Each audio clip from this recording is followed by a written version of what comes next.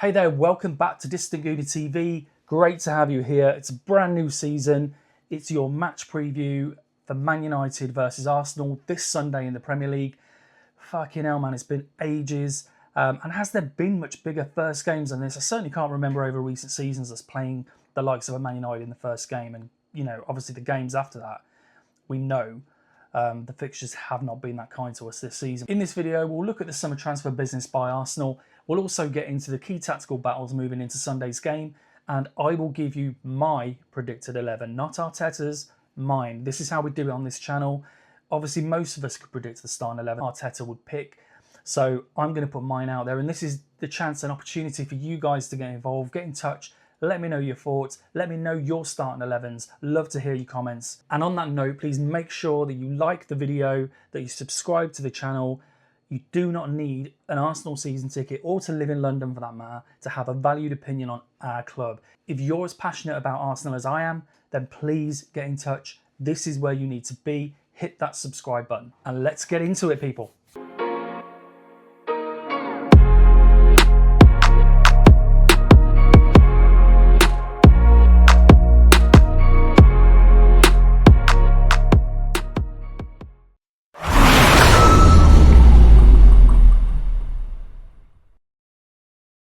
Right, let's get into the summer window. So it's been a busy, unusually busy window for Arsenal this season. Andrea Berta's first time as the sporting director, so we expected big things. You know, comes with a big reputation, and we'll get into it. I'd love to know your thoughts in terms of how you would score it out of 10. I'm kind of erring on the 7-ish at the moment. I mean, let's run through them. We've got, in no particular order, Kepa in goal.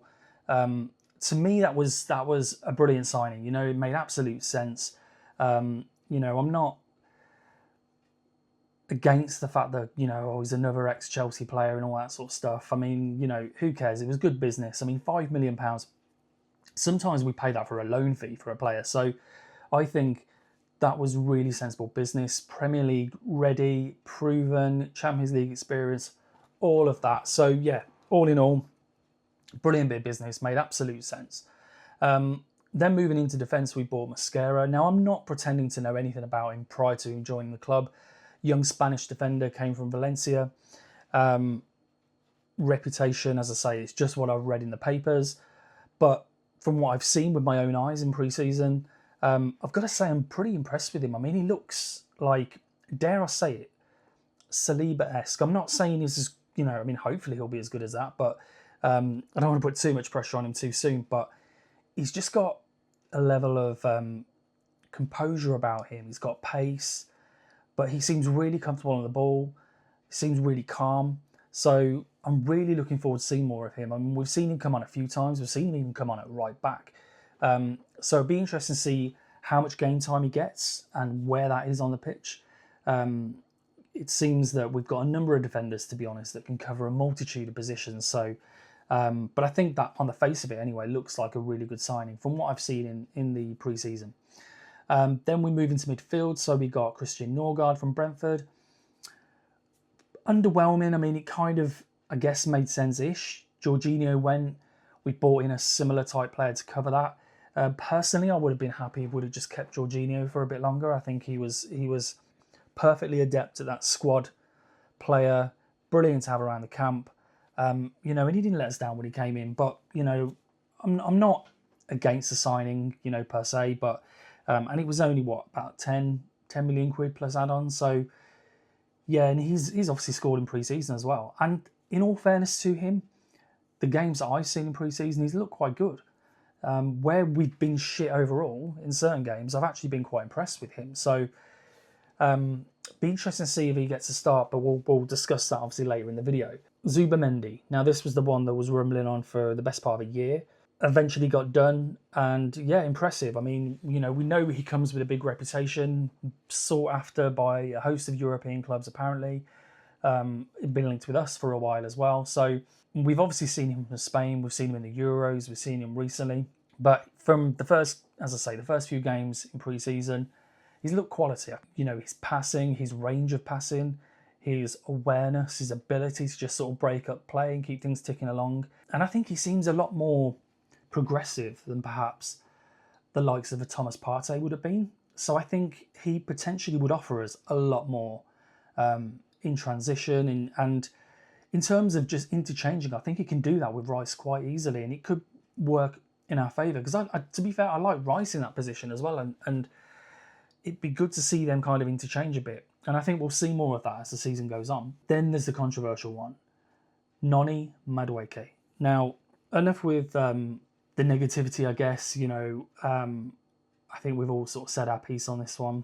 Couldn't really understand the outlay, and it was never really about the player. It was more, are we spending the right money in the right area? But hey, they've done it now.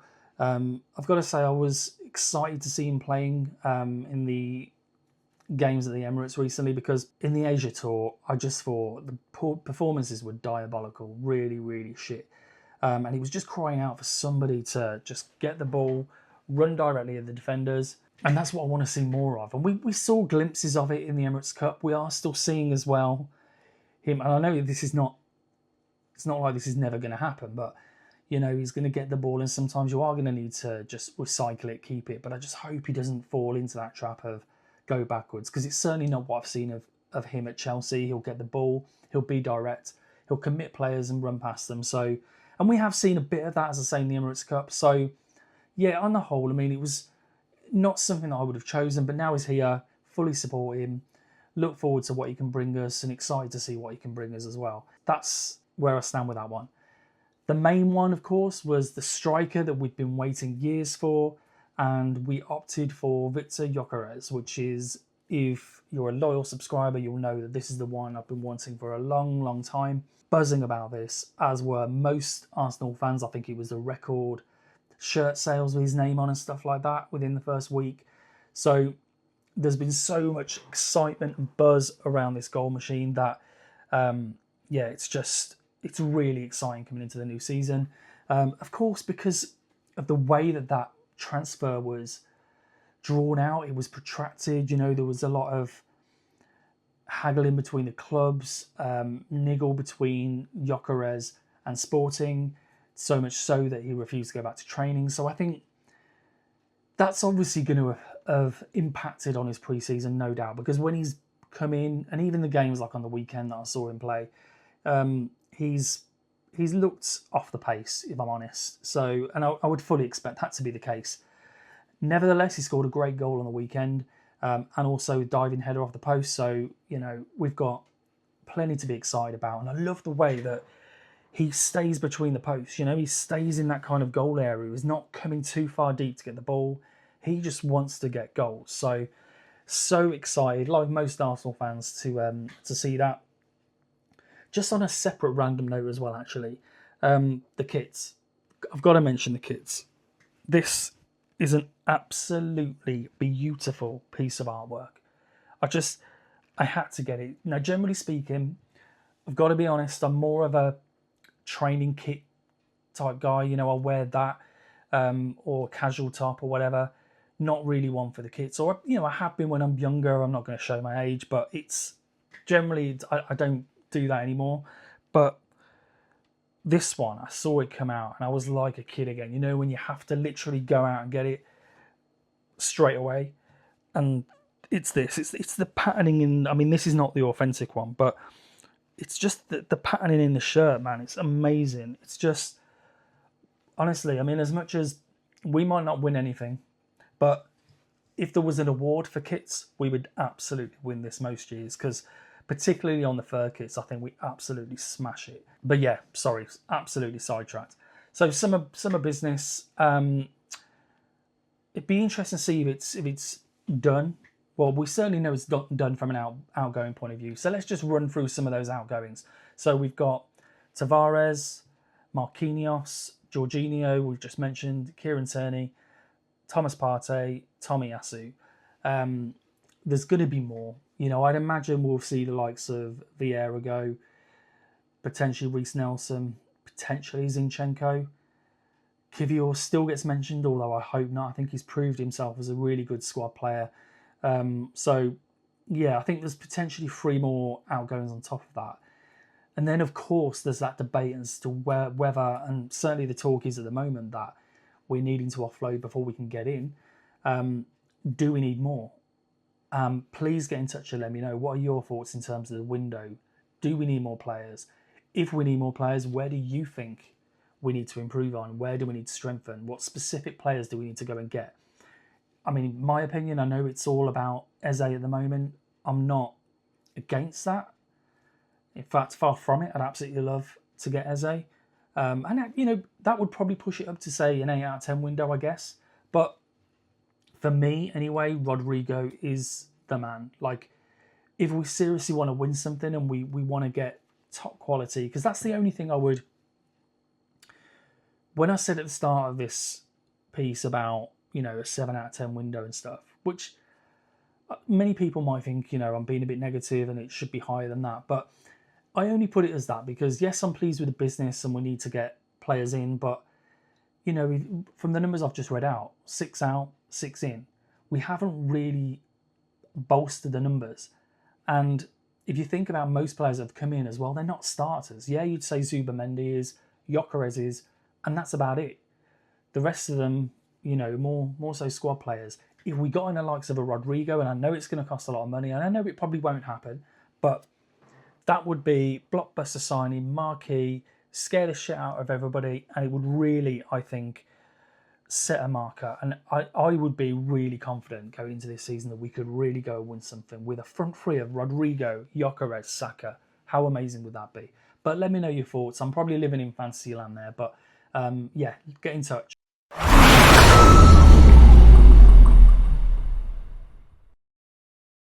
Now let's get into the tactics, players, key battles. I mean, we always seem to struggle at the moment with a low block and a lack of creativity. So it'll be interesting to see what the starting lineup is, but I think most of us could assume what that is. We'll get to mine in a bit, as like I said. Man United have obviously made 3 key signings this summer in their attacking areas. So that's Cunha from Wolves, Mbeumo from Brentford, and Sesko from RB Leipzig. I mean, the irony of that signing is not lost on me, and I'm sure it's not lost on you. All summer long, it's been Gyökeres, Sesko, Arsenal. That has been the talk. It's around those 2 players and which one we're going to get. God, there was even talk, some people saying, can we get both?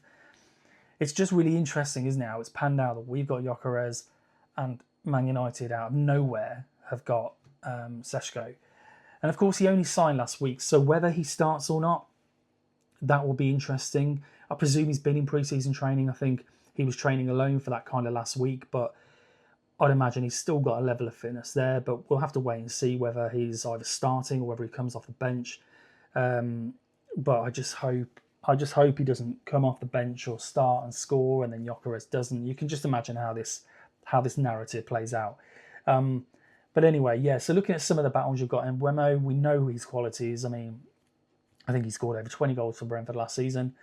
Lewis Skelly is going to have his work cut out if he plays on the right, as he normally does.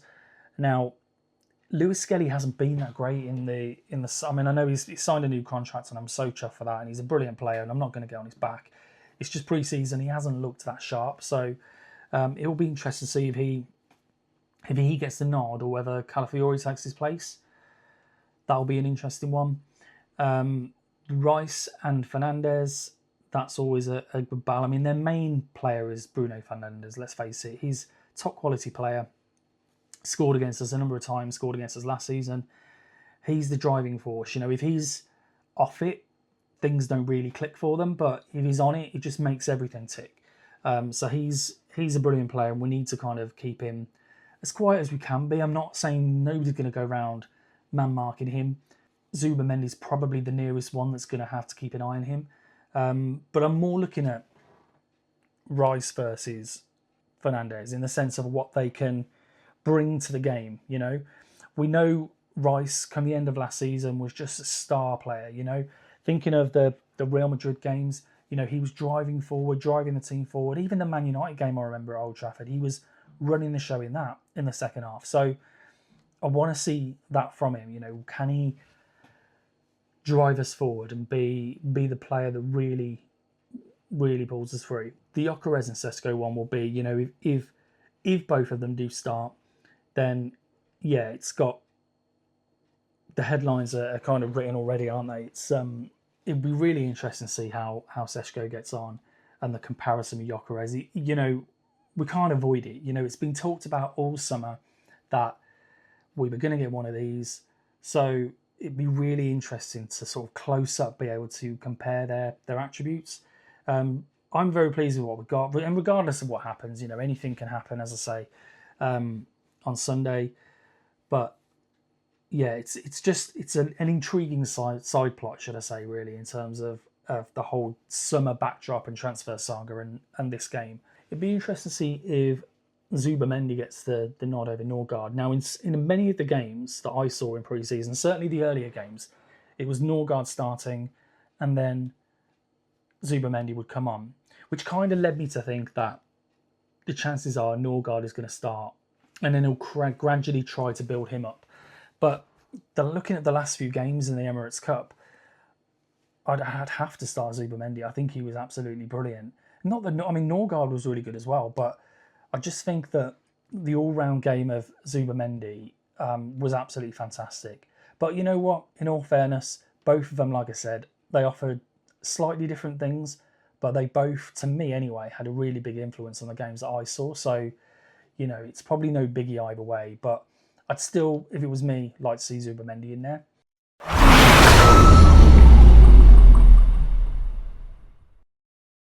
Starting 11 time, and this is the bit where you please get involved. I love this bit. This is where we talk about what my starting 11 would be, and you let me know in the comments. Get in touch and let me know your thoughts on any of my selections. What would you do differently? Feel free to slag it off. It's absolutely fine. But yeah, as you can see on the screen there, pretty much I think this is what I would go with. So Raya, yeah, picks itself. Kepa to me is backup, supporting good backup, but he's backup nevertheless. I would go with Saliba, and I would actually go with Kivior, and that's probably my first controversial one here. The only reason I've done that is because, to me, looking at pre-season, Gabriel is clearly, obviously, he came off the back end of the season with an injury, and even in early pre-season, he wasn't getting games. He was in and around the squad, and he was on the bench. Didn't really get a look in until probably the last couple of games at the Emirates.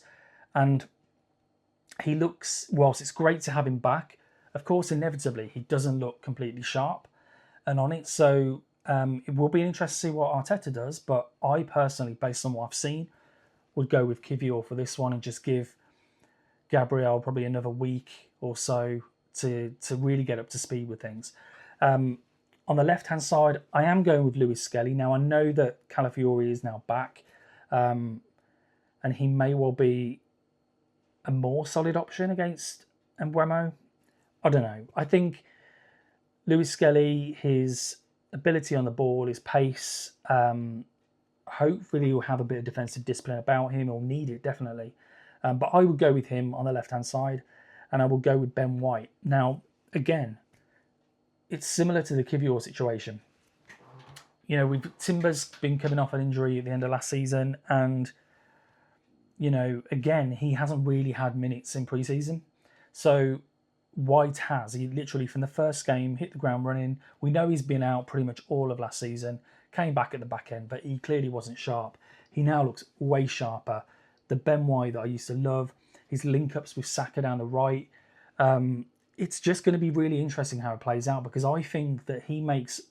I love Timber, but I think White's dynamic down the right. He really is. He's good at defending, but it's the way he can attack as well. I just think he's got a brilliant understanding with Saka, and it was so fundamental a couple of years ago when we really challenged the league properly rather than like last season, and he was fundamental in that.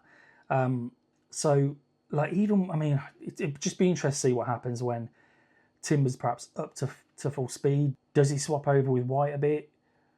Does Timber come in for Lewis Skelly perhaps? That's an option. But anyway, yeah, Ben White for me, definitely this game. Now in midfield, I've gone for Zubimendi. I know I mentioned earlier that I feel that might be Nørgaard, what Arteta picks, but I would go with Zubimendi purely based on the last couple of games I've seen.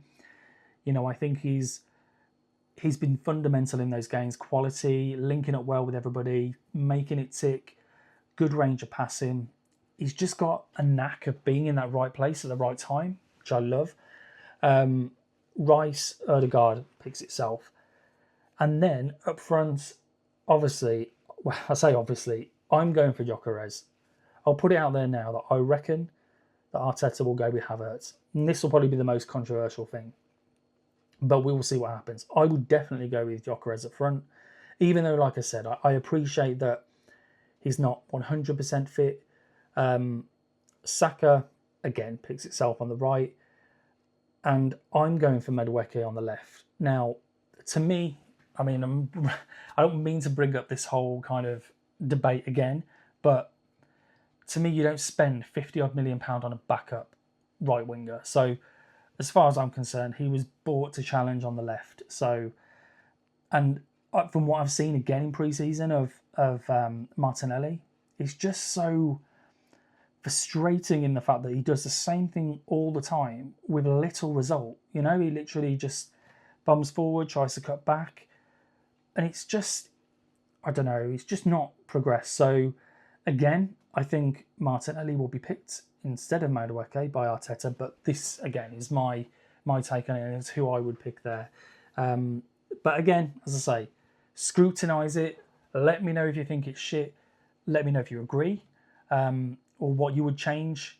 Just please get in touch.